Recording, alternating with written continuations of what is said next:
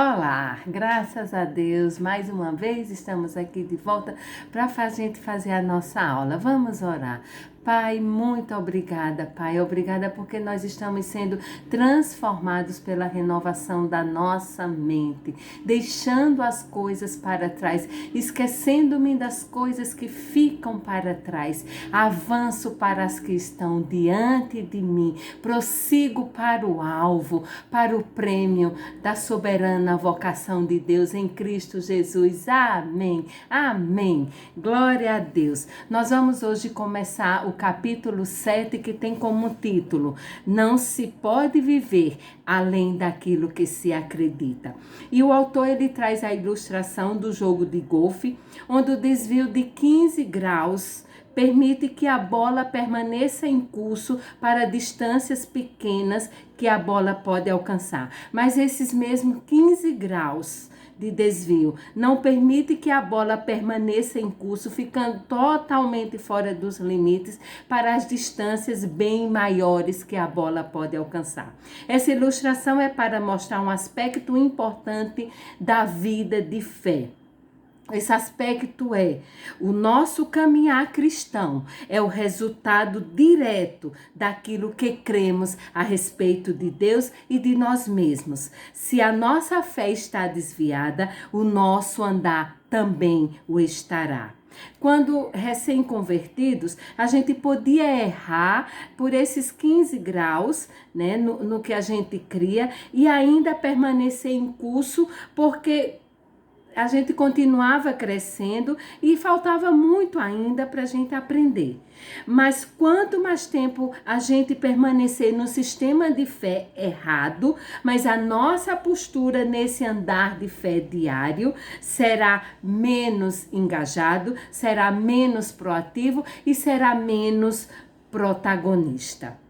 Andar por fé não é uma sensação interna, misteriosa, imprecisa, parecida com a força popularizada lá nos filmes da série Guerra nas Estrelas. Andar por fé é mais prático e definido que isto.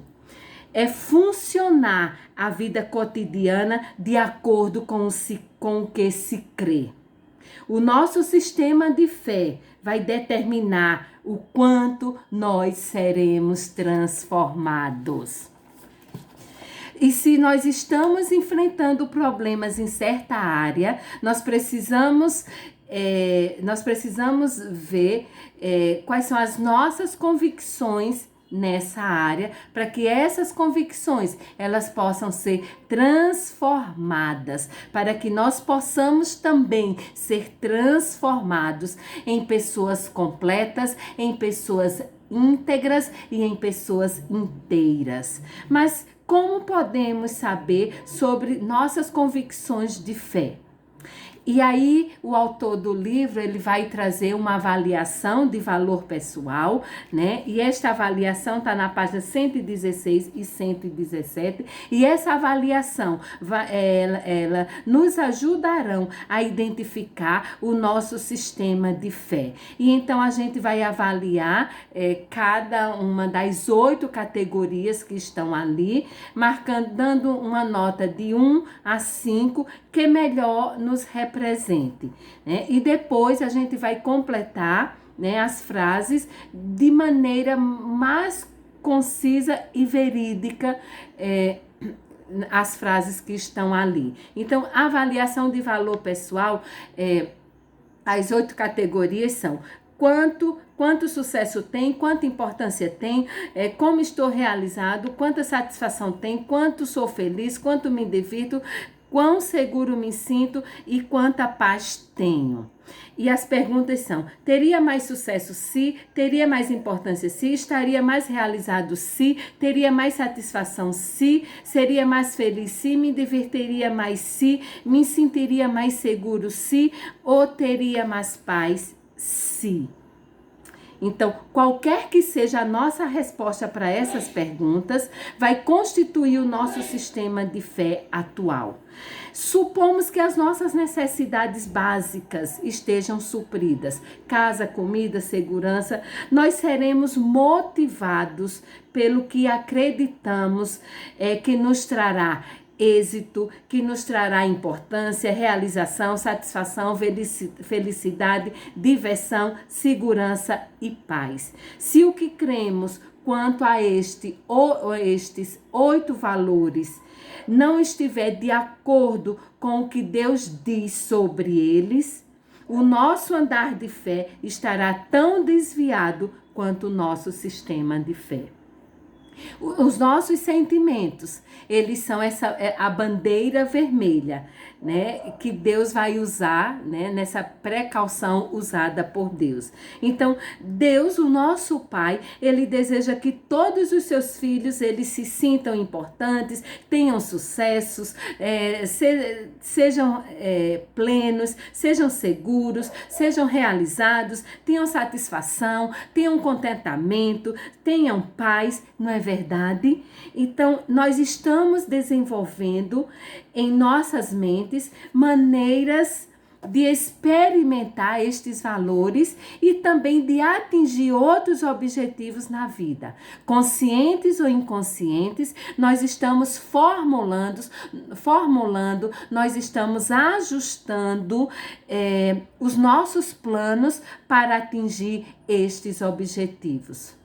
Mas algumas vezes os nossos planos e os nossos objetivos, eles não vão estar em harmonia com os planos e com os objetivos que Deus tem para nós. Então, como nós podemos saber se o que cremos é correto? Então, Deus nos criou com um sistema de reações para chamar a nossa atenção, que nos permite examinar a validez de nossas metas. Esse sistema de reações são as nossas emoções. Então, quando uma experiência ou um relacionamento nos deixa zangado, nos deixa ansioso ou nos deixa deprimido, são sinais emocionais de alerta, onde possivelmente nós possamos estar abraçando uma meta errada, baseada numa crença também equivocada.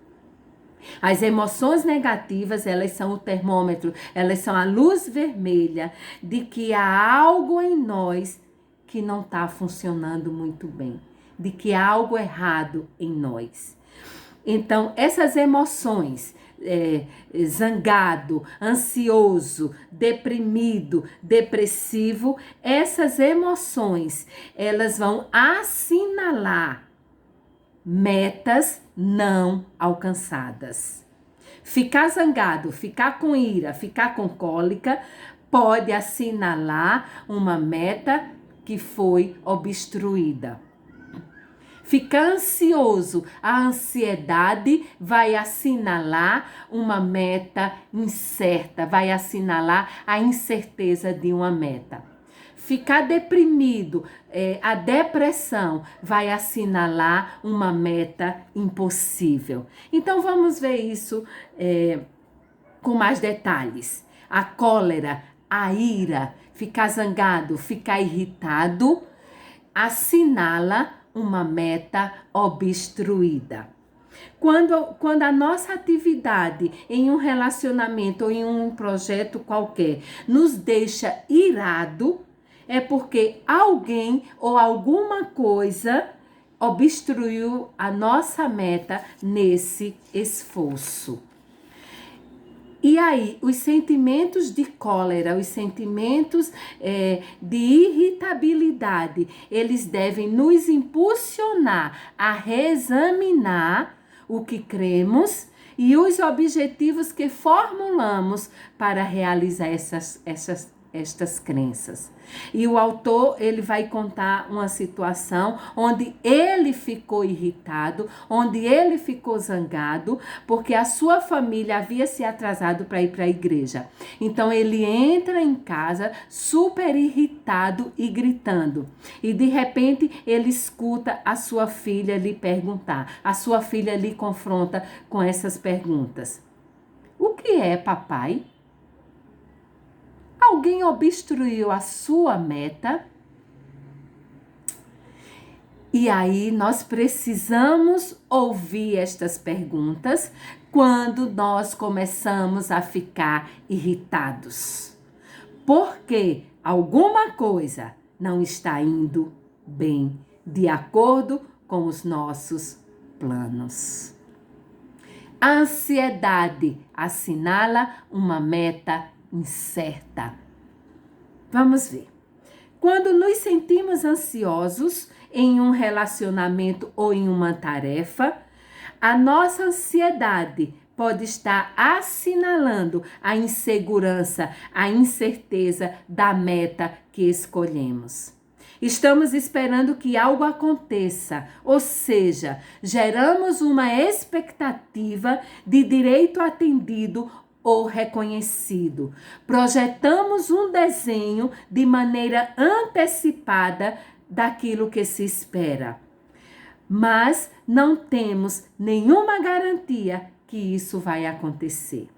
A ansiedade assinala uma meta incerta porque foi gerada numa expectativa de correspondência, de direito, de reconhecimento por causa do esforço, como se fosse um mérito. Ela é incerta porque não há garantia que as pessoas reconheçam o nosso esforço e a nossa dedicação. Ela é incerta ainda porque a meta começou em nós. E nós vamos estar sempre ocupados, pré-ocupados e cansados, sofrendo a dor da dúvida, da incerteza se vamos ser recompensados ou não, se vai funcionar ou não. A depressão assinala uma meta impossível. A depressão geralmente assinala que estamos nos agarrando desesperadamente a uma meta que tem pouca ou nenhuma chance de ser atingida. E esta não é uma meta saudável, por mais que seja espiritual ou nobre. Nós não estamos falando aqui de depressão no aspecto orgânico ou hormonal, como resultado da falta de equilíbrio químico. Mas nós estamos falando aqui de uma depressão que não há razão física e que é uma expressão de desespero, que é uma pressão que vem de fora, que é muito maior que a pressão de dentro, que é muito maior que essa pressão da nossa interioridade. Quando a nossa construção interior é frágil, porque estamos com a mente e com o coração desprovido ou vazio de Deus. E aí o autor também vai nos contar uma experiência que ele foi convidada por uma irmã para jantar com a família dessa irmã, né, lá na casa da irmã. Mas aí ele percebeu que a irmã tinha uma meta impossível, porque a sua meta estava baseada no sucesso que ela teria como cristã, nesse sucesso que a irmã teria como cristã, de ganhar o seu marido e os seus filhos para Cristo. Então a sua meta estava baseada, né, nesse sucesso que ela ia ter como cristã, de ganhar o seu marido e os seus filhos para Cristo. Enquanto ela se dava conta da inutilidade de seus esforços, a sua fé debilitava, a sua esperança diminuía e a sua depressão crescia. E aí eu falei lá dizem sobre a ansiedade, quando a ansiedade ela assinala uma meta incerta, eu falei que o nosso esforço nos levará a uma ocupação, que também vai nos fazer ficar cansados, porque nós vamos gastar toda a energia emocional para que a meta seja atingida. E vamos estar sempre na dúvida, sempre na incerteza se o nosso esforço será recompensado ou não. E aí vai afetar a nossa fé. Porque a nossa meta, ela está fundamentada em nós, ela está fundamentada no nosso valor próprio, ela está fundamentada no nosso sucesso. A meta deveria estar fundamentada no outro. Fé genuína é quando é em favor do outro. É quando possibilita revelar virtudes de Deus para o outro. Fé genuína é trabalhar para o outro. Mas algumas vezes a depressão também pode ser resultado de uma meta impossível, porque ela está relacionada a um conceito errado de Deus. E aí a gente vai ver que o salmista Davi, ele escreveu no Salmo 13, nos versículos 1 e 2. Vamos ver o que ele escreveu. Ele escreveu assim: até quando, Senhor, te esquecerás de mim? Será para sempre? Até quando esconderás de mim o teu rosto? Até quando estarei relutando em minha alma, com tristeza no coração, cada dia? Será que o Senhor havia esquecido de Davi? De jeito nenhum. Davi, aí nesse momento, ele estava com um conceito errado de Deus. Mas vejam, Davi, ele não ficou deprimido. Lembram que eu disse que a depressão é uma pressão maior de fora para dentro? Mas aí, no caso de Davi, a pressão eclodiu de dentro para fora. A pressão que o Espírito de Deus o fez lembrar quem ele era. Agora ele conhece de onde é que a vida vem, e a vida vem de Deus. E o Espírito de Deus pressionando toda a resistência que o deprimiu. Pressionando toda a carne. Porque a carne, ela resiste. Mas o Espírito pressiona. E eclode. E flui um fruto. E esse fruto vai sendo gerado. E esse fruto vai sendo construído um caráter bem-aventurado, um caráter pleno. É Cristo sendo formado em nós. Cristo em nós, esperança da glória. E aí, no final desse salmo, o próprio Davi escreve: quanto a mim, confio na tua graça, que o meu coração se alegra na tua salvação. Cantarei ao Senhor, porque ele me tem feito muito bem. Jeremias também passou por uma situação, por um estado de depressão. Jeremias não somente ele se lamentou, mas ele acusou Deus de ter o enganado. Jeremias 15, 18. Jeremias vai reclamar da dor que não passa, da ferida que dói, e acusa Deus de ter sido para ele como um rio de ilusão, como águas que enganam. E Deus responde a Jeremias, chamando Jeremias ao arrependimento e à conversão. E no livro de Lamentações, nós vamos ver que essa pressão de dentro foi eclodiu de Jeremias, tornando-se maior. Essa pressão que veio de dentro, que eclodiu de dentro de Jeremias, tornou-se maior que a pressão que ele recebia de fora.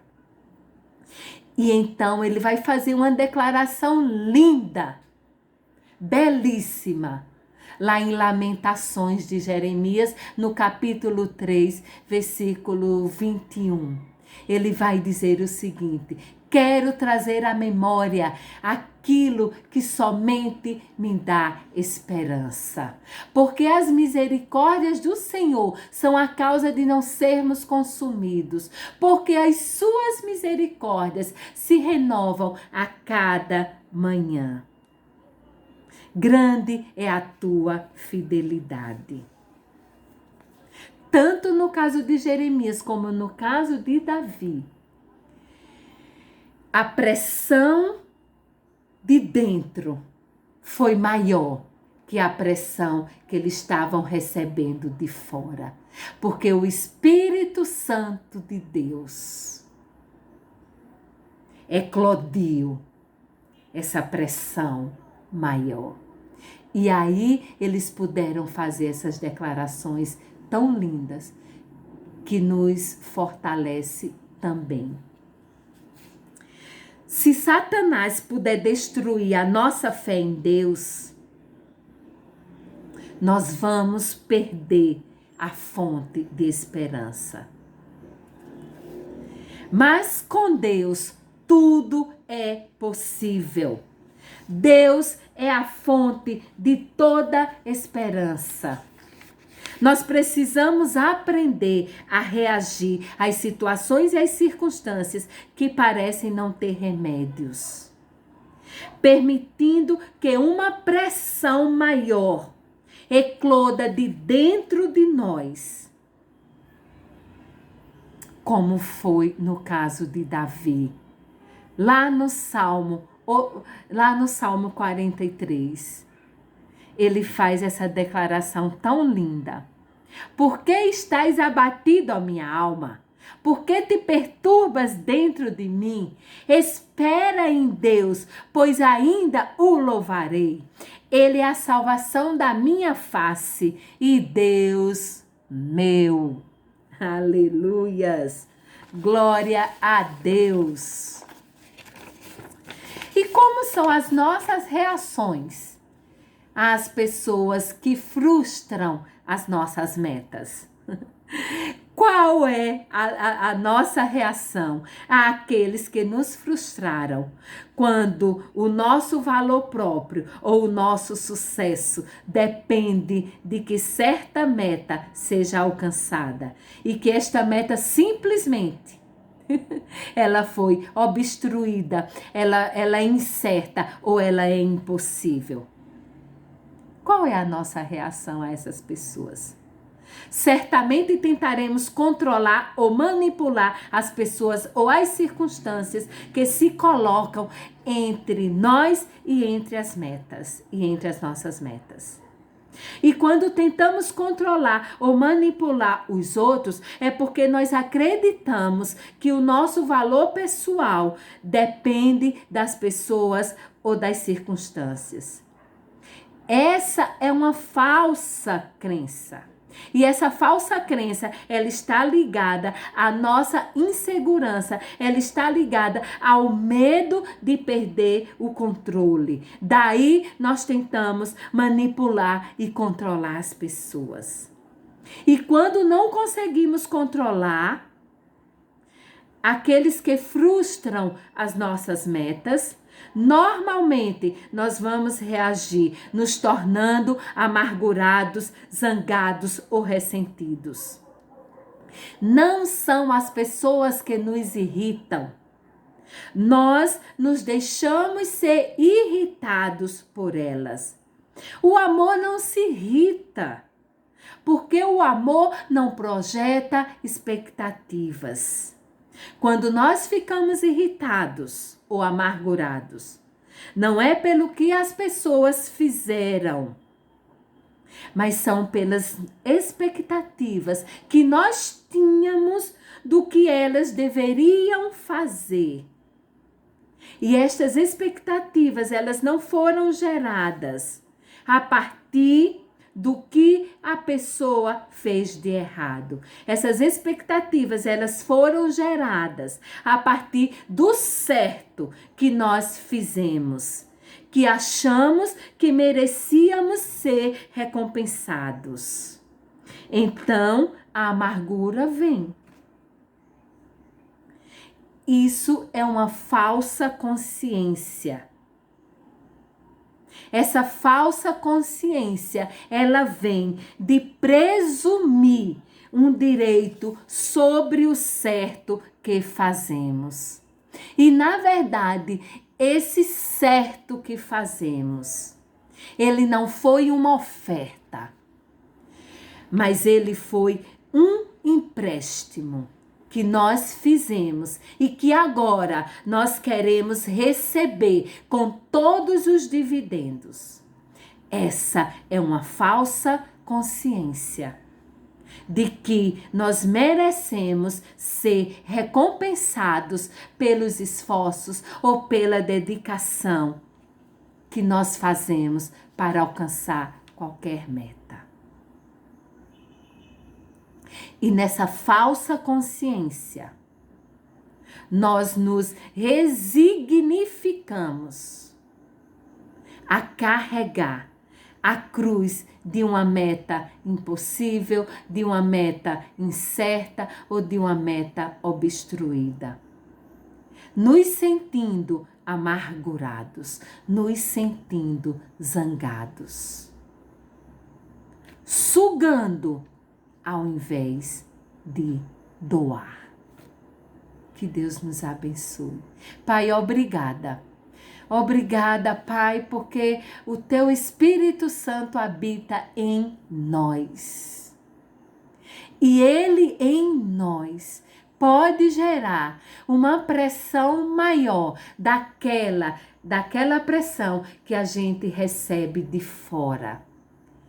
O próprio Jesus disse que no mundo a gente ia sofrer pressão, mas que era para a gente ter ânimo, porque ele venceu o mundo.